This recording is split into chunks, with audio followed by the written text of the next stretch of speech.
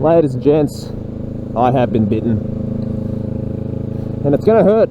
It's going to hurt later, I'll tell you that much. I'll tell you about that much right now. The bite, oh, it's exciting. It's a little dangerous. It tingles. But I went to a dealership the other day, right? Didn't buy anything, but I just had a look. And they informed me that this was probably the only one in Victoria that was like on the floor, although it was already sold. But it was on the floor, like to be looked at, until the guy picked it up, like either that day or the day after, right? And I know I said I was in love with the Triumph Speed Triple, 1200 RR, and I still am. But at the same time, I started seeing BMWs. Right? I entered this competition for a BMW S1000 RR M Sport, right? And look, I don't think I'm going to win it, but that's not the problem. The problem is that I don't need to win it. I want this fucking bike, regardless of the outcome. So the S1000 RR is like 22 grand, right?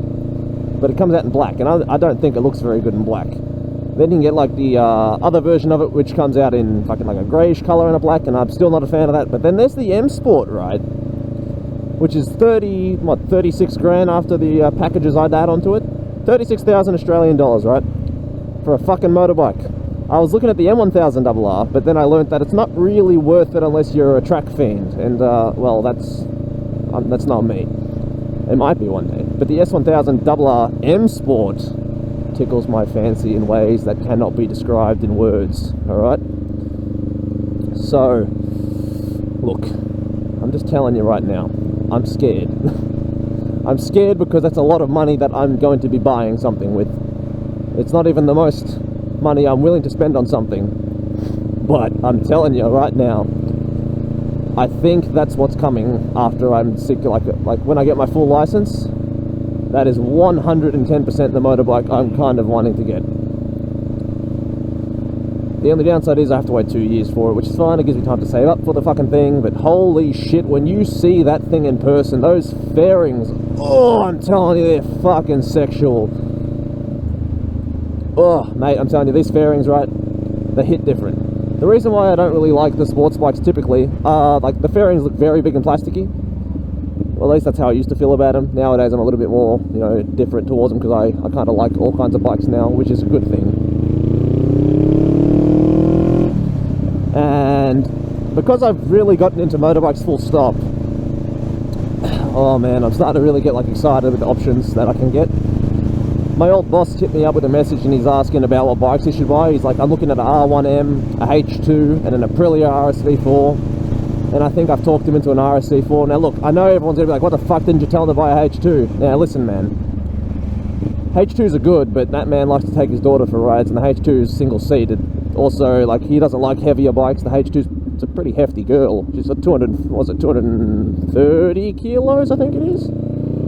240? It's a fucking heavy bike, alright? I think it's 240 kilos stock. And when you, like, do a full system on it, you can get about 220. It's still a hefty boy, alright? Whereas the Aprilia is like 208 kgs stock. And then if you do, like, a full-on system on it, it's going to go down in weight.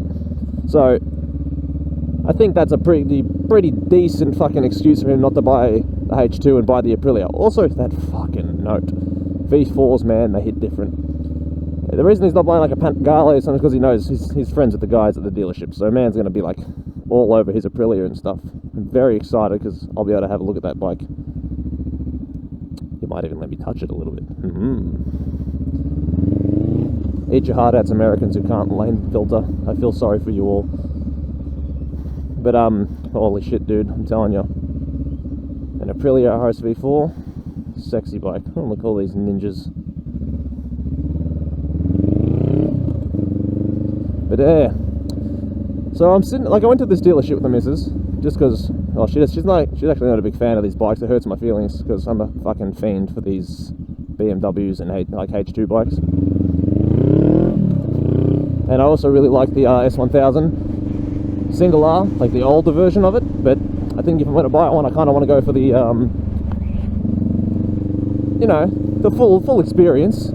And the Triumph is still sexy, but oh man, I want that inline 4. I think the inline 3 is tasty, but the inline 4, it just hits a little bit harder, you know what I mean? But fuck, man, I'm thinking that's it.